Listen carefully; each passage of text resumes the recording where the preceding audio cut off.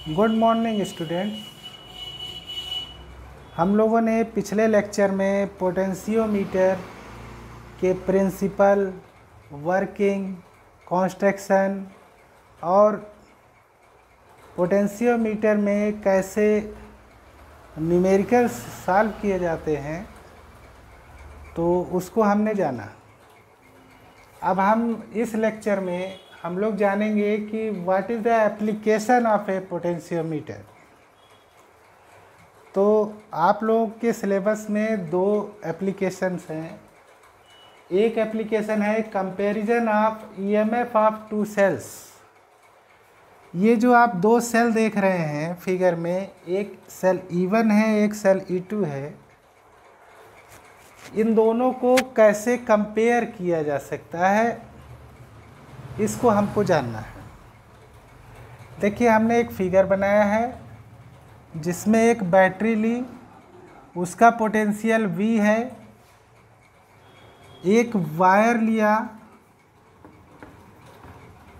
जिसकी length 4 metre से लेकर के 10 मीटर तक हो सकती है। ये वायर यूनिफॉर्मली क्रॉस सेक्शन का होना चाहिए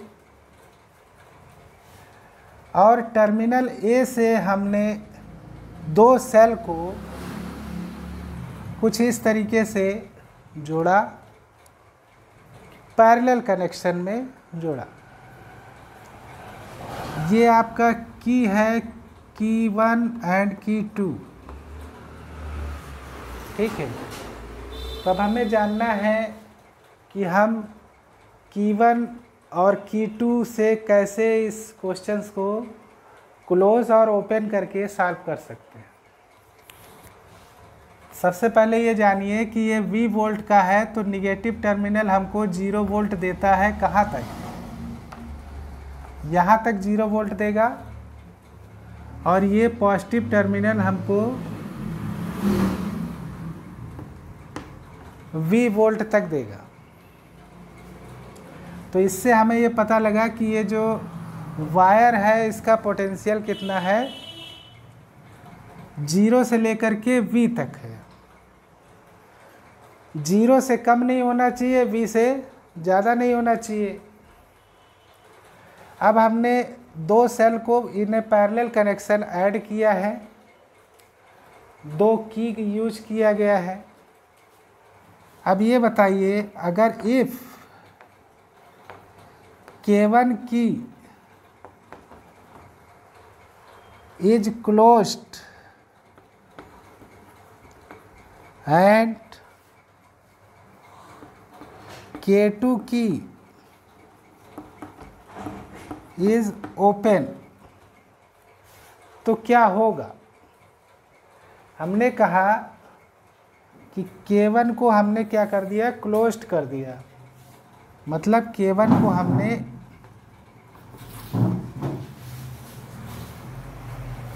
कनेक्ट कर दिया और K2 क्या है, ओपन है। K2 को हमने डिसकनेक्ट किया गया है। तो देखिए, ये 0 वोल्ट हमको यहाँ तक 0 वोल्ट देगा, यहाँ पर भी हमें 0 वोल्ट ही मिलेगा।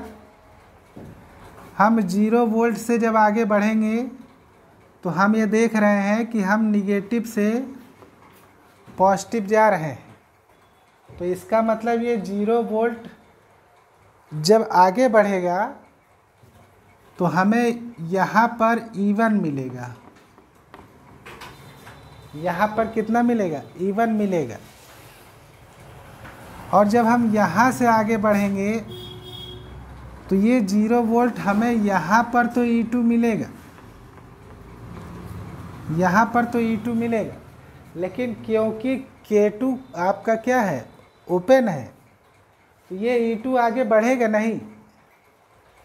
यही E1 आपका आगे बढ़ करके यहाँ पहुँचेगा। ये E1 ही आपको यहाँ पर आगे चल करके यहाँ बढ़ेगा। तो इसका मतलब ये हुआ कि यहाँ से लेकर के यहाँ तक हमारा पोटेंशियल E1 है। A से लेकर के यहाँ तक की लेंथ हमारी कितनी है, इसका पोटेंशियल कितना है, E1, क्योंकि यहाँ पे E2 काम ही नहीं कर रहा है ना। तो हम इस कंडीशन में क्या लिखेंगे,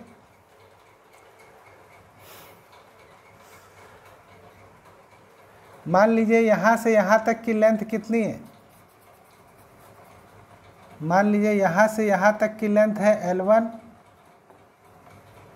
और यहाँ से यहाँ तक का पोटेंशियल कितना हो जाएगा, E1, है ना। तो हम लिख सकते हैं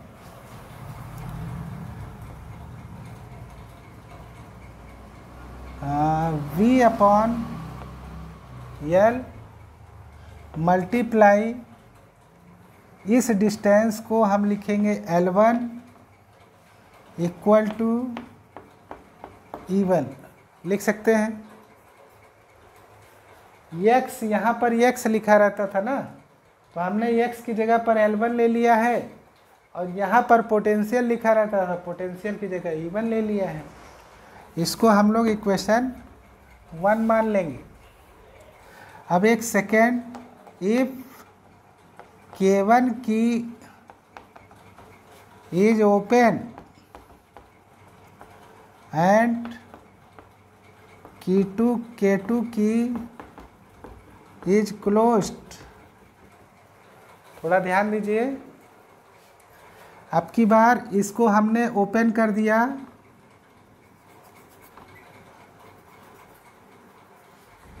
और इसको हमने क्लोज कर दिया, K2 की क्लोज हो गया, K1 की ओपन हो गया।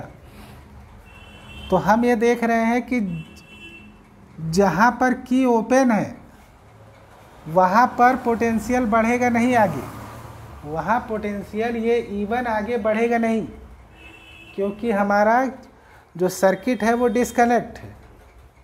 तो हमारा यहाँ से जो पोटेंशियल है, ये जो E2 पोटेंशियल है, यही आगे बढ़ करके जाएगा E2, और यही E2 पोटेंशियल यहाँ पर पहुँचेगा। तो यहाँ पर पोटेंशियल, यहाँ पर पोटेंशियल, यहाँ पर लेंथ आपका L2 यूज किया जाएगा और यहाँ पर पोटेंशियल E2 यूज किया जाएगा ना। तो अब ये क्या बन जाएगा, V/L multiply L2 equal to E2। तो ये इक्वेशन 2 हो जाएगी। दोनों इक्वेशन को हम लोग डिवाइड कर लेंगे, डिवाइडिंग इक्वेशन 1 एंड 2। तो ये E1/E2 हो जाएगा, E1/E2 इक्वल टू, और ये क्या हो जाएगा, V/L मल्टीप्लाई L1, ये हो जाएगा V/L multiply L2।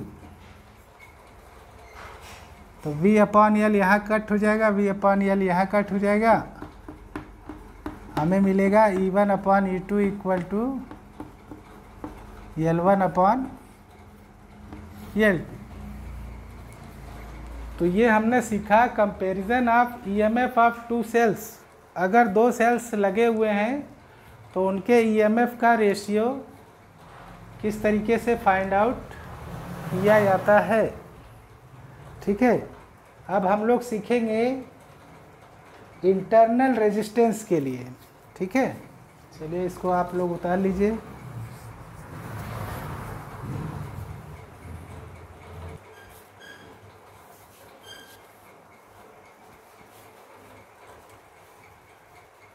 To determine the internal resistance of a cell. ये देखिए, ये एक सेल है, ये इतना पूरा पार्ट एक सेल है। सेल का एक इंटरनल रेजिस्टेंस होता है जिसे हम लोग स्मॉल r से डिनोट करते हैं, और ये सेल का ही EMF कैपिटल E होता है, ठीक है। तो अब हमें ये जानना है, देखिए सर्किट में एक की लगा हुआ है और एक एक्सटर्नल रेजिस्टेंस लगा हुआ है कैपिटल आर। अगर ये की ओपन है, इफ़ K1 इज ओपन, तो इसका मतलब जो हमारा ये V वोल्ट की बैटरी लगी है, ये 0 वोल्ट हमको यहाँ से लेकर के यहाँ पर प्रोवाइड हो रहा है पॉइंट ए पर। यहाँ पर भी हमें 0 वोल्ट मिल रहा है, यहाँ पर भी 0 वोल्ट मिल रहा है। तो क्योंकि की ओपन है इसलिए ये आगे बढ़ेगा नहीं। तो ये की यहाँ पर की लगी नहीं है, तो हम देख रहे हैं कि हम सेल के निगेटिव से पॉजिटिव जा रहे हैं। पहली बात तो आपको ये जानना है कि पूरे सेल का ईएमएफ ई है, पोटेंशियल ई है, उसमें इंटरनल रेजिस्टेंस को साथ में लेकर के ही ये निकाला जाता है ईएमएफ, ठीक है। तो अगर हम निगेटिव से पॉजिटिव जा रहे हैं तो इसका मतलब ये 0 से यहाँ पर पोटेंशियल बढ़ेगा, तो हमें यहाँ पर पोटेंशियल क्या मिलेगा, यहाँ पर पोटेंशियल ई मिलेगा। और यही पोटेंशियल हमको L1 पॉइंट पर, नल पॉइंट पर हमें ये ईएमएफ मिलता है। तो इसका मतलब ये जो लेंथ आप देख रहे हैं, इस लेंथ ऑफ वायर का पोटेंशियल ई है। तो हम इसका सॉल्यूशन कैसे करेंगे, V/L multiply L1 equal to E. V/L multiply L1 equal to E. इसको हम इक्वेशन 1 मान लेंगे। अब बेटा अगर इफ K1 इज क्लोज्ड, अगर K1 को क्लोज कर दिया जाए, इसको बंद कर दिया जाए, तो हमारा नल पॉइंट एट L2 पर मिलेगा। हमारा नल पॉइंट L2 पर मिलता है। अगर स्विच ऑफ है, ओपन मतलब स्विच ऑफ है, तो नल पॉइंट L1 पर मिलेगा, जहां गैल्वेनोमीटर का डिफ्लेक्शन नहीं होता है। और अगर हम इस स्विच को क्लोज कर देते हैं, अगर इस स्विच को क्लोज कर देंगे तो हमारा नल पॉइंट कहाँ मिलेगा, L2 पर मिलेगा। तो इस कंडीशन में हमको ये ढूंढना है कि हमारा इस सर्किट में कितना करंट फ्लो करता है, ठीक है। इसको अभी आप लोग ढूंढिए, समझिए इस सर्किट में कितना करंट फ्लो करता है।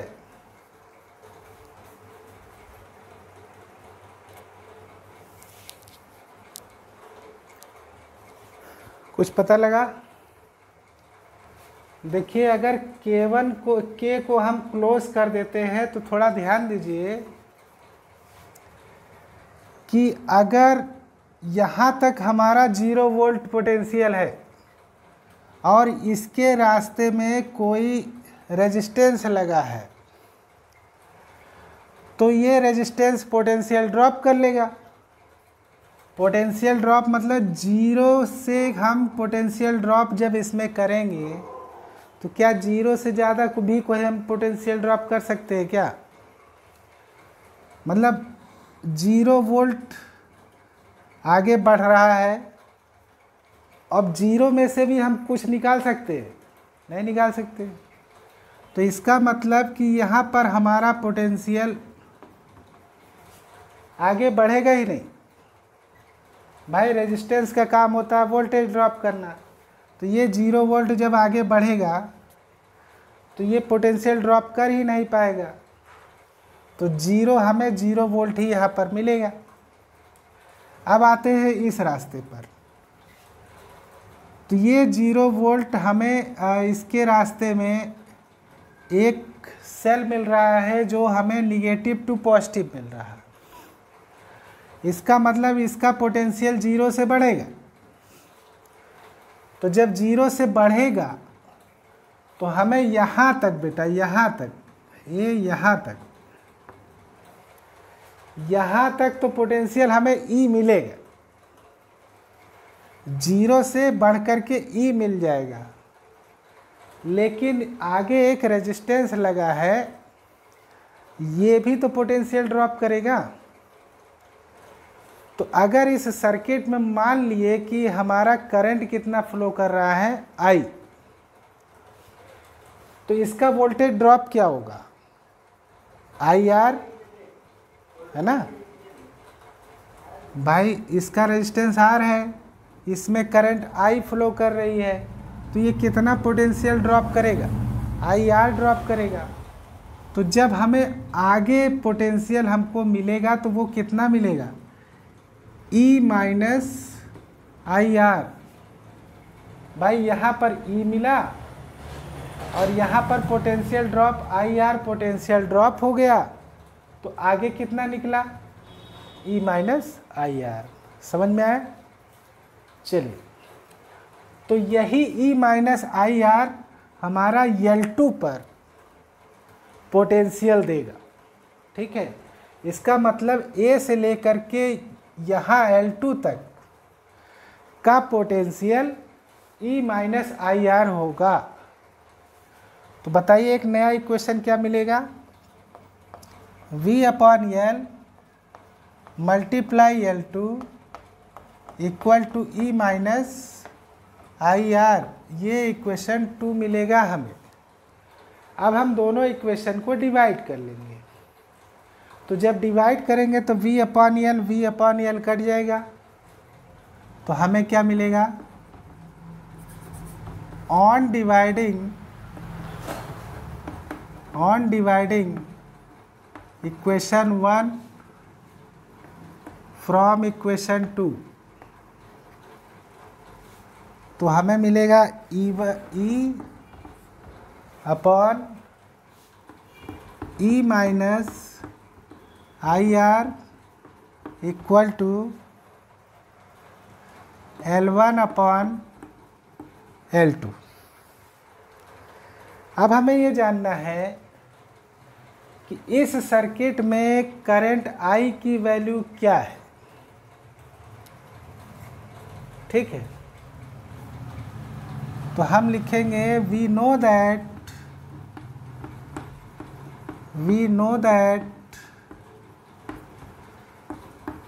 करंट I इक्वल टू, इस सर्किट में current I equal to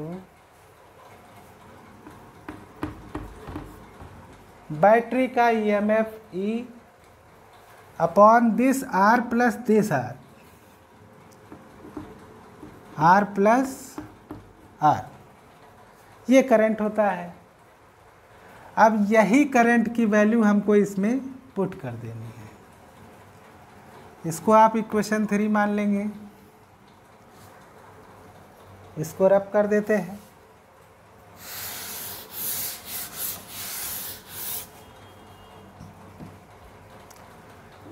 Put the value of I in equation 3, तो ये हो जाएगा E अपॉन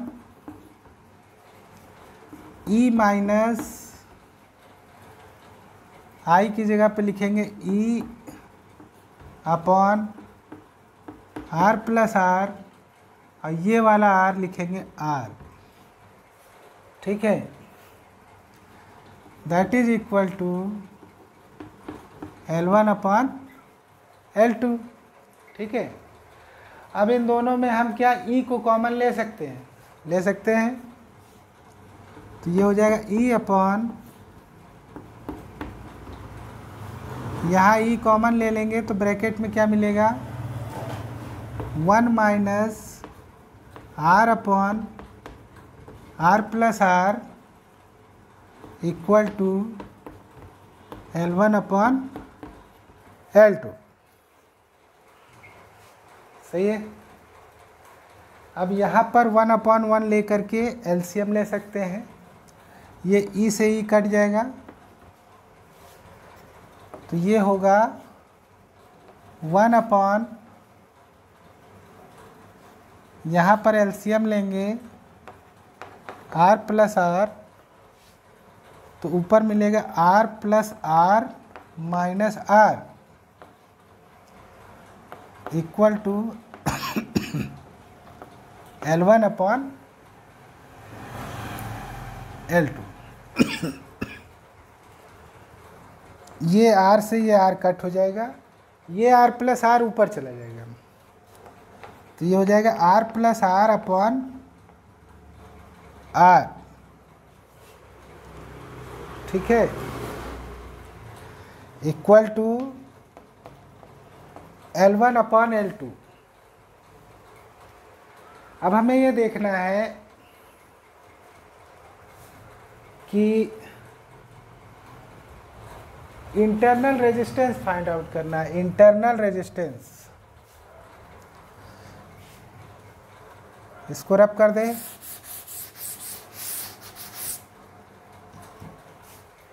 क्या इसमें अगर R कॉमन ले लिया जाए क्या आएगा? इसमें अगर हम R कॉमन ले लेते हैं तो ये हो जाएगा 1 plus R upon R, 1 plus R upon R upon R। ठीक है, equal to L1/L2, equal to L1/L2।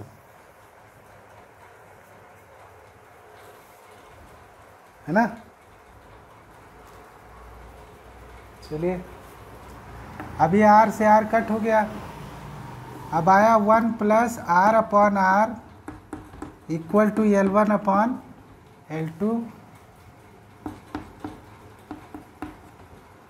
R upon R equal to L1/L2 minus 1, इसको अपॉन 1 करके L2, ये हो जाएगा L1 माइनस L2। ठीक है,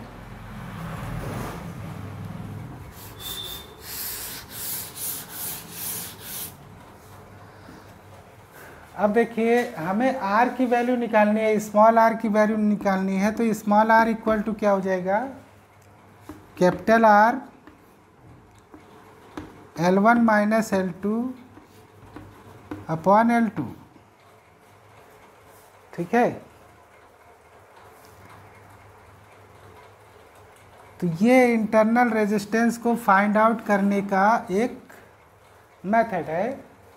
तो हम पोटेंशियोमीटर से किसी भी सेल का इंटरनल रेजिस्टेंस निकाल सकते हैं। तो हमने यहाँ सीखा कि किस तरीके से इंटरनल रेजिस्टेंस और ईएमएफ ऑफ टू सेल को कैसे कैलकुलेट किया जाता है। तो बच्चों, आज का लेक्चर यहीं तक। Thank you and have a good day. Okay.